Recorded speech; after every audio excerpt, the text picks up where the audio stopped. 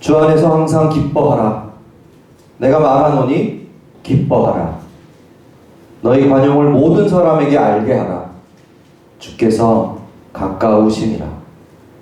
아무것도 염려하지 말고 다만 모든 일에 기도와 간구로 너희 구할 것을 감사함으로 하나님께 아뢰라.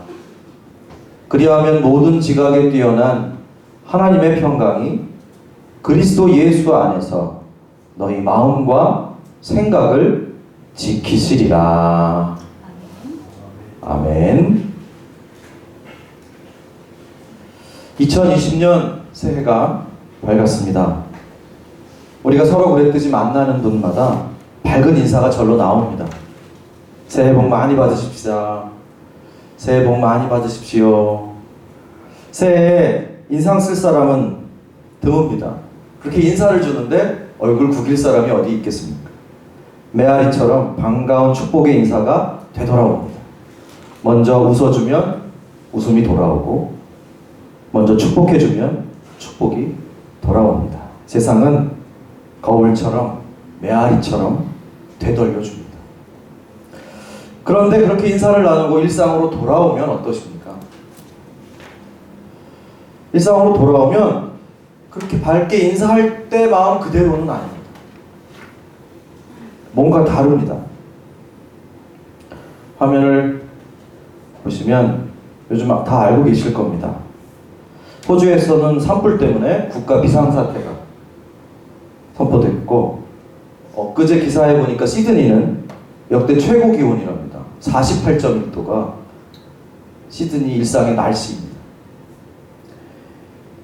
겨울에도 영상이었던 20도 정도였던 인도가 지금 초겨울로 추운 날씨가 되고 있답니다.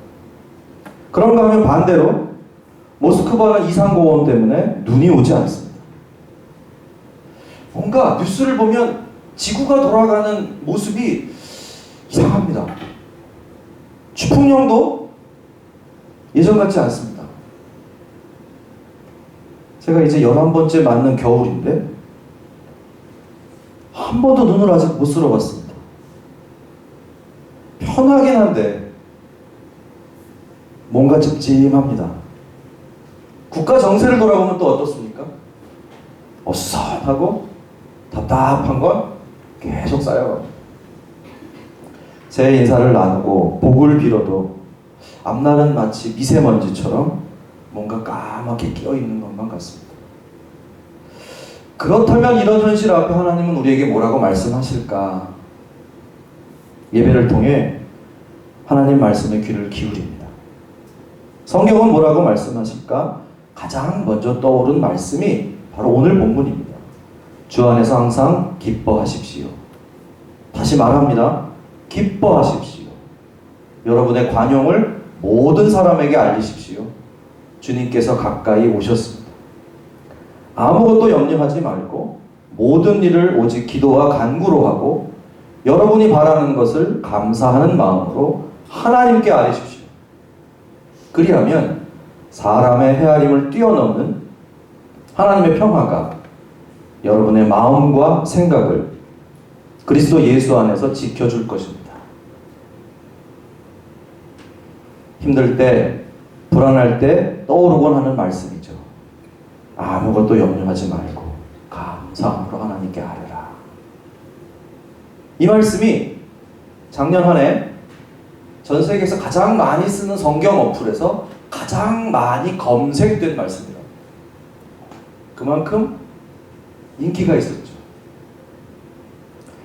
아마 그것은 전 세계가 어느 때보다도 더 불안이 가득한 증거는 아닐까 싶기도 하고, 동시에 하나님의 말씀이 그만큼 필요한 시대고 위로가 되는 시대구나 생각합니다. 가장 많이 찾는, 제일 위로가 되는 이 말씀은 그렇다면 우리에게 어떤 위로를 약속하고 있습니까? 기뻐하십시오. 문제를 다 해결해 주겠습니다. 그런 내용입니까? 아쉽지만 아닙니다. 주님 가까이 오셨으니 기뻐하라고 합니다. 당시에는 이게 종말의 의미에 가까웠을 것 같습니다. 아무리 지금 힘들어도 곧 다 끝나니까 조금만 참아라. 새하늘과 새 땅이 오니까. 불황과 악화가 주님 오시면 다 끝날 것이니 기뻐하라는 말씀으로 다가왔을 겁니다. 오늘날 우리에게는 임마누엘의 주님을 약속하는 말씀으로 다가옵니다.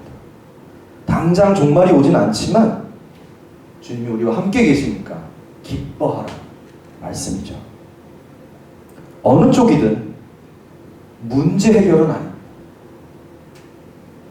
아무 염려 말고 감사하라는 마음으로, 감사하라는 기도로 간구하라고 하시지만 문제 해결과 안전 보장은 본문에 없습니다. 우리는 그럼에도 불구하고 해결과 안전을 찾지 않습니까? 그게 자연스럽습니다. 그런데 문제는 그게 정말 존재하는가? 문제 해결과 안전 보장이라는 게 존재합니까? 주변에 누구라도 완전하게 모든 문제가 해결됐다라는 소문을 들어보신 적이 있으십니까? 예수님도 12사도도 그런 건 누리지 못했습니다. 오히려 끊임없이 문제에 직면하셨고 부딪혀서 고난당하셨고 결국 순교하십니다. 기도에서 문제가 해결되는 일이 분명 있지요. 왜 없겠습니까? 병이 낫고 문제가 해결되기도 합니다. 그러나 결국은 병이 나은 사람도 병으로 죽습니다. 하나의 문제가 해결돼도 결국 다른 문제가 다가옵니다. 어떤 승자도 결국은 패배합니다. 세상은 승리해야 한다고 부추기고 승리하는 법을 가르칩니다. 그런데 어쩌면 패배하는 법이 더 절실하게 아닐까. 어떻게 성공하느냐 못지않게 어떻게 패배하는지, 어떻게 살아남느냐 못지않게 어떻게 죽는지가 결국 필요하지 않을까. 절대적 해결과 안전 보장이 환상이라는 진실을 우리가 외면하고 있습니다. 문제와 불안은 삶의 기본 조건입니다. 그래서 빌립보서 말씀도 다 해결해 준다는 결론이 아니라 마지막에 여러분의 마음과 생각을 지켜줄 것이다. 제가 오늘 본문 말씀을 준비하면서 작품 하나를 준비했습니다. 갤러리에 지금 걸려있는 작품입니다. 안전한 항구라는 블라디미르 쿠시의 작품이죠. 이 작품을 가만히 보면 막 화창한 날씨에 부둣가에서 저 멀리 요트처럼 보이는 배들이 떠다니는 휴양지의 풍경 같습니다. 좋습니다. 그런데 제목이 안전한 항구입니다. 이 그림에는 배가 두 척 보입니다. 저 멀리 바닷속에 있는 배, 산 속에 있는 배. 누가 봐도 어느 쪽이 더 안전한지는 분명하죠. 부두에 탁 앉아있는 잔 속에 있는 배가 저 거친 파도에 있는 배보다 훨씬 안전할 겁니다. 그런데 쿠시는 잔 속의 배가 안전할 거라는 우리의 생각을 살짝 흔들어 놓습니다. 왼편을 보시면 부둣가에 걸려있는 하얀 천이 끈이 탁 풀려서 바람에 휘날리고 있습니다. 조금만 지나면 저 잔을 넘어뜨릴 것을 예상할 수 있죠. 정말 안전하냐라고 우리에게 묻는 것 같습니다. 거센 태풍이 아니어도 저렇게 맑은 날 부둣가조차도 뒤집힐 수 있다는 얘기를 하고 있죠. 작은 바람에도 잔이 넘어져서 뒤집힐 수 있는 겁니다. 저리 화창하고 맑은 날 잔잔한 파도인데 오히려 저 망망대해보다 부둣가가 더 위험하기도 합니다. 가장 안전할 거라 믿은 부둣가가 작은 바람에도 뒤집힐 수 있다는 것. 인생도 그렇지 않은가 싶습니다. 사람은 저마다 자기를 지켜줄 안전장치를 찾습니다. 그게 돈일 수도 있고 권력일 수도 있습니다. 명예나 인기일 수도 있죠. 그러나 그 어떤 것도 끝까지 안전을 보장하지는 못합니다. 더 안전한 거, 더 강력한 걸 찾다가 오히려 우리 인생은 더 큰 문제에 직면하지 않습니까? 강력한 힘을 지닌 걸 내가 소유하고 그걸로 안전하고 싶으면 그만큼 대가를 지불해야 합니다. 그걸 지키기 위해서 더 많은 노력이 필요합니다. 더 불안하죠. 그 강력한 해결책에 묶여버리는 게 인생입니다. 가장 강력한 해결책이 가장 강력한 문제가 됩니다.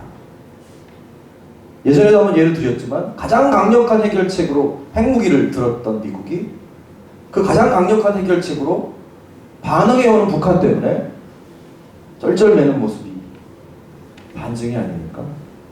제일 힘이 센데 제일 그게 문제가 되기도 합니다.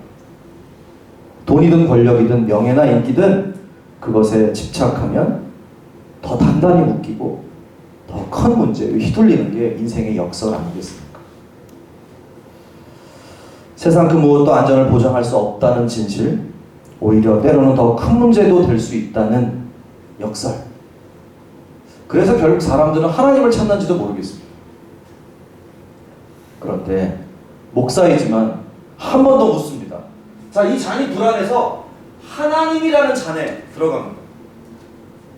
그러면 우리 안전할까요? 하나님은 정말 완벽한 해결책이십니까? 하나님을 믿고 의지하면 다 해결됩니까? 역시 그렇지 않다는 거 우리가 알고 있습니다. 하나님을 믿기 때문에 오히려 더 고통받기도 하고 하나님을 믿기 때문에 더 고난받기도 합니다. 기도해도 해결이 안 될 때가 많아요. 하나님 믿지 않았으면 대충 해도 되는 일을 더 선하게 손해보면서 해야 될 때가 많습니다. 게다가 종교를 자신을 지키는 가장 완전한 안전장치로 삼을 때 세상에 더 큰 문제가 일어나기도 했습니다. 종교가 나를 지켜줄 거라고 믿고 의지하면 좋아야 되는데 이기심이 더 강해집니다.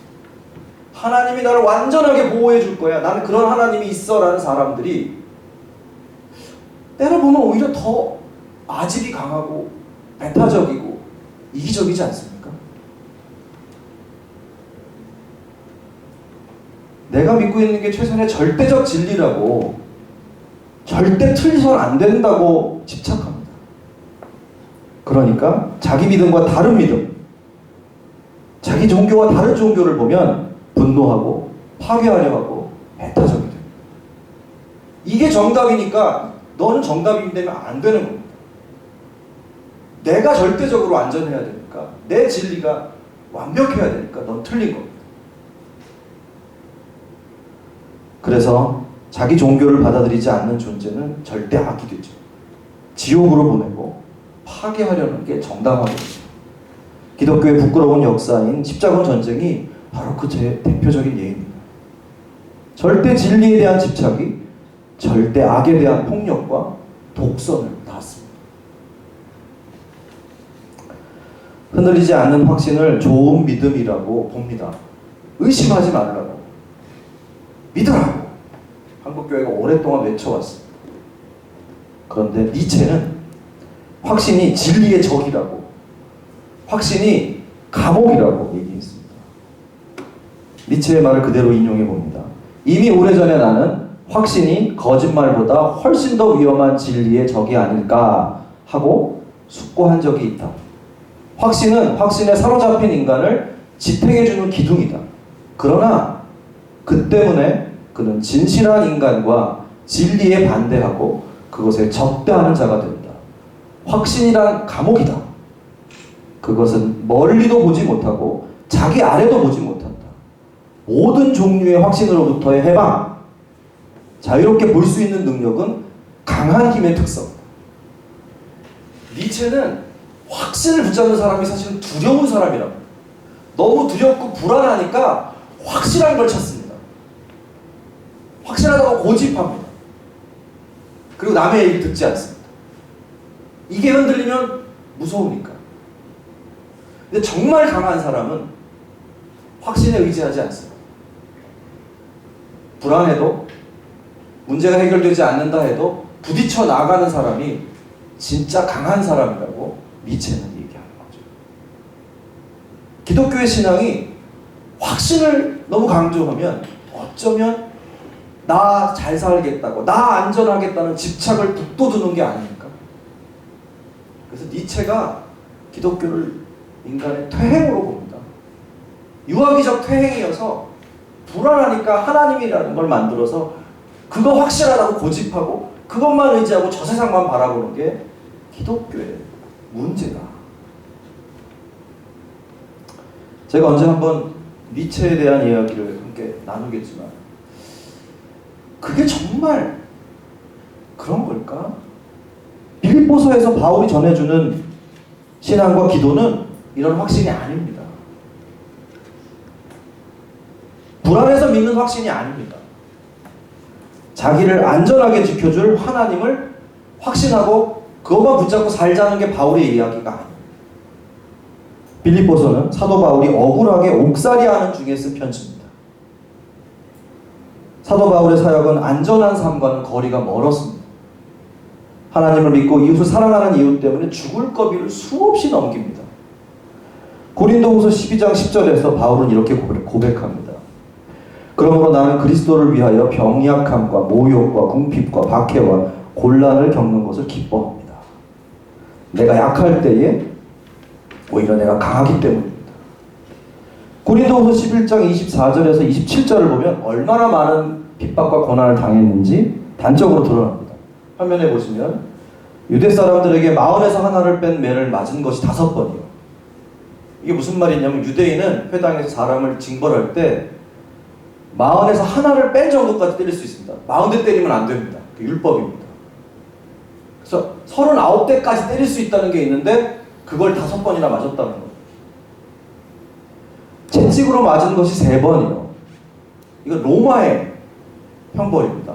유대인들한테도 맞았고요. 로마에게도 맞았습니다. 돌로 맞은 것이 1번이요. 길거리에서 집단 폭행을 당한 거죠.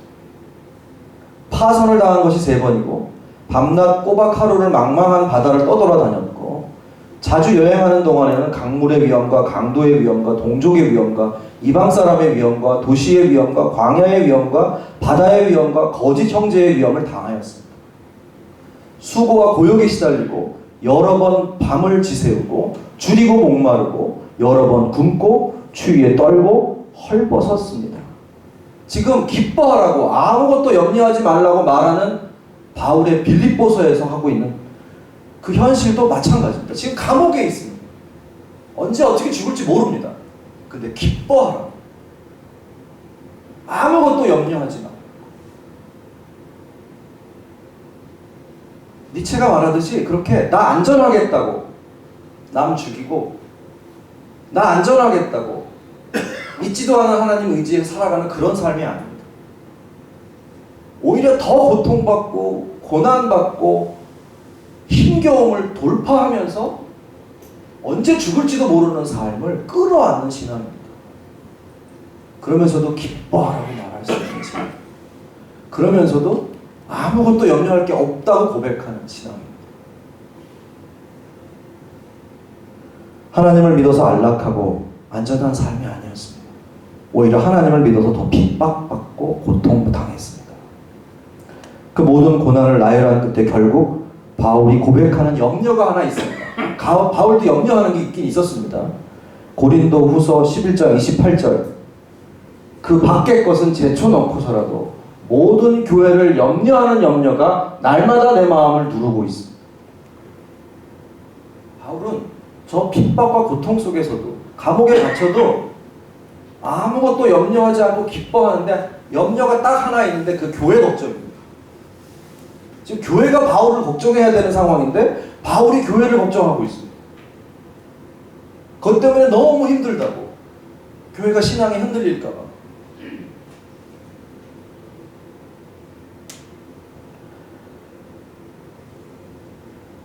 자신을 안전하게 지키기 위해서 하나님을 믿고 따르지 않았습니다. 오히려 이웃을 동족뿐만 아니라 이방인까지 섬기고 교회를 위해 믿고 따른 삶입니다.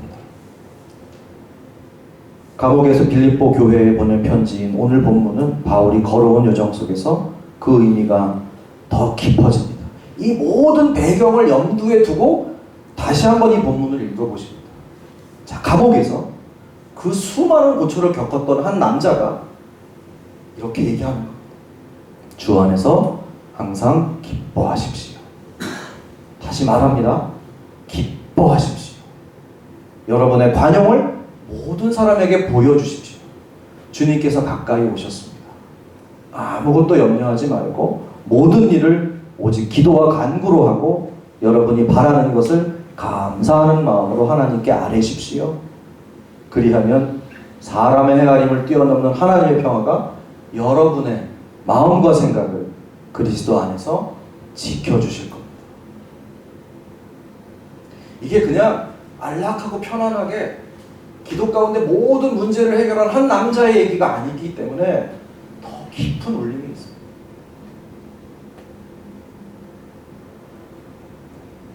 빌립보서 1장 12절 이하를 보면 자신의 처지에 대해서 감사하고 있는 모습을 보게 됩니다. 형제자매 여러분, 내가 당하는 일이 도리어 복음을 전파하는 데 도움이 된 사실을 여러분이 알아주시기 바랍니다. 어떻습니까? 참으로 하든 거짓으로 하든 무슨 방법으로 하든지 그리스도가 전파되면 그것으로 나는 기쁩니다. 이 빌립보서가 감옥에서 쓴 서신인데요. 계속 기쁨이 넘칩니다. 나 감옥에 있는 거 기쁘다. 왜? 내가 여기 있기 때문에 그리스도가 더 잘 전파되더라. 이 일 때문에. 그리고 누구는 나를 모욕 주려고도 하고 불손한 이유로 그리스도를 전하기도 하지만 그러면 어떠냐고. 그리스도가 전해지면 됐지. 너무 기쁘다고 말하고 있습니다. 그리고 또 다른 기쁨의 이유입니다. 빌립보서 1장 3절에서 6절. 나는 여러분을 생각할 때마다 나의 하나님께 감사를 드립니다. 나는 기도할 때마다 항상 여러분 모두를 마음에 두고 기쁨으로 간구합니다. 여러분이 첫날부터 지금까지 복음을 전하는 일에 함께 참여하고 있기 때문입니다. 여러분 가운데서 선한 일을 시작하신 분이 그리스도 예수의 날까지 그 일을 완성하실 것입니다. 나는 이것을 확신합니다. 바울이 기뻐하라고 말하고 아무것도 염려하지 말고 감사함으로 기도하라고 말하는 두 가지 이유가 빌립보서에 있는데, 하나는 내가 고초를 당하던 어떤 일을 당하던 억울한 일을 당해도 그리스도의 뜻이 이루어지니까 나는 기쁘다. 또 빌립보 교회 여러분이 그리스도를 전하고 그 삶을 살아가는 일에 늘 함께하고 있다는 것만으로도 나는 기쁘다. 그러니 우리 기뻐하자. 여기에는 이웃에 대한 사랑과 하나님에 대한 신뢰가 아주 깊이 자리 잡고 있습니다. 그렇기 때문에 고난과 역경 속에서도 기뻐하라는 말, 염려하지 않아도 된다는 고백이 나오는 겁니다.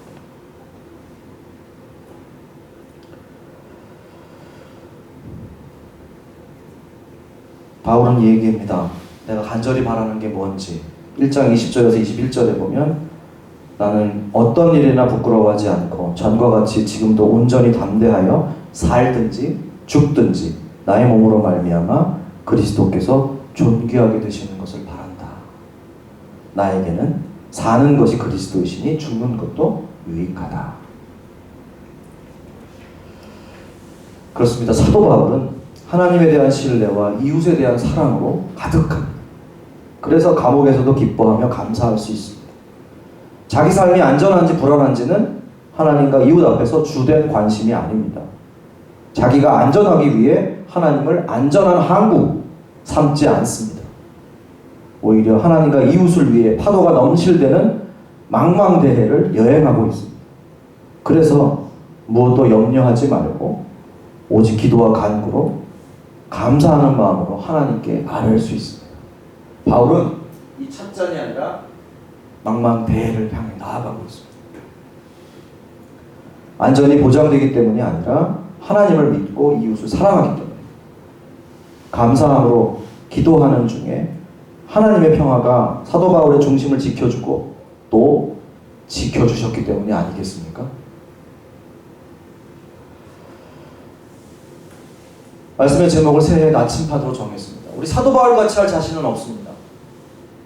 누가 이만큼 할 수 있을지. 그런데 나침판은 될 수 있습니다. 어느 방향으로 가면 이렇게 혼란스럽고 어려운 상황에서 길을 잃지 않을지는 알 수 있습니다. 이 짧은 설교에서 그럼 어떻게 하면 되느냐까지 말씀드릴 시간도 안 되고 능력도 안 됩니다. 그런데 방향은 분명합니다. 10걸음을 가든 100걸음을 가든 아니 한 걸음밖에 못 가도 방향은 분명하죠. 근데 그 방향이라는 게 늘 흔들립니다.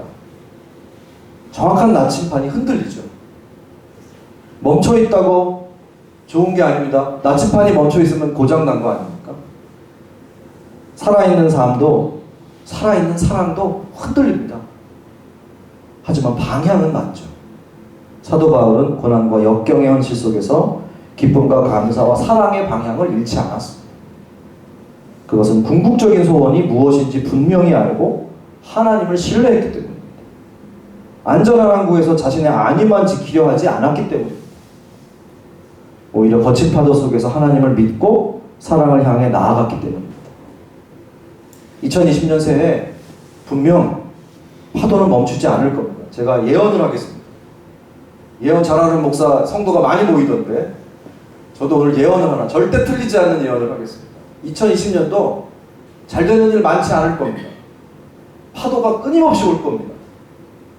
문제투성이일 겁니다. 경기 좋아지지 않을 겁니다. 요건 틀려도 좋은데 그래도 우리가 나아갈 방향은 분명합니다. 복 많이 받기 위해서 축복을 서로 빌어주지만 역경과 난관은 그 복을 흔들어 놓는 파도일 것입니다. 그 파도 위에서 나침판을 바라볼 수 있습니다. 고난이 없기를 바라면서 안전한 항구를 찾지 않고 소중한 사람을 위해 사랑하는 마음으로 파도를 타고 나아갈 수 있습니다. 염려하기보다 하나님을 신뢰하고 믿음으로 기도하며 나아가실 수 있습니다. 그러면 사람의 헤아림을 뛰어넘는 하나님의 평화가 마음과 생각을 그리스도 예수 안에서 지켜주실 겁니다. 2020년 이 바울의 고백이 우리 각자의 고백이 되실 수 있기를 간절히 바랍니다. 우리 단회그룹의 리더들이십니다. 단회 직원도 우리 가족들을 이끌어 나가는 그 파도가 계속 올 겁니다. 해결의 기미가 없을 수 있습니다. 하지만 염려하기보다 기도하고 맞부딪혀 사랑으로 나아갈 때 그 모습만으로도 빛이 되고 힘이 될 겁니다. 노인과 바다라는 소설을 아실 겁니다. 결국 노인이 물고기를 잡고 이깁니다. 하지만 노인이 하는 말이 있습니다. 이제 누가 죽어도 상관없다. 그게 무슨 말이냐면 자신의 모든 것을 걸고 싸우니까 이제 승패를 뛰어넘는 경지에 가는 겁니다. 내가 져도 괜찮고 네가 져도 괜찮아. 우리는 정말 고귀한 싸움을 자신의 모든 것을 걸고 싸웠으니까. 그리고 자신이 이어서 물고기를 잡았을 때 가슴 아파하면서 이토록 아름다운 고기를 난 본 적이 없다. 상어가 물어뜯을 때 너무 가슴 아파합니다. 우리가 운명과 싸울 때, 문제와 싸울 때 패배할지 모르지만 그리스도 안에서 사랑으로 최선을 다하면 그것으로 부족하지 않을 수 있지 않을까. 그게 십자가 아니겠습니까? 졌는데 부활입니다. 끝까지 아름다운 모습으로 최선을 다해 사랑했으면 그게 부활입니다. 우리 단의 가족들 모두가 2020년 그 부활을 누리고 아무것도 염려하지 말라고 우리 최선을 다해보자고 그렇게 불을 들고 횃불을 들고 나아가시는 모두가 되시기를 간절히 축원드립니다.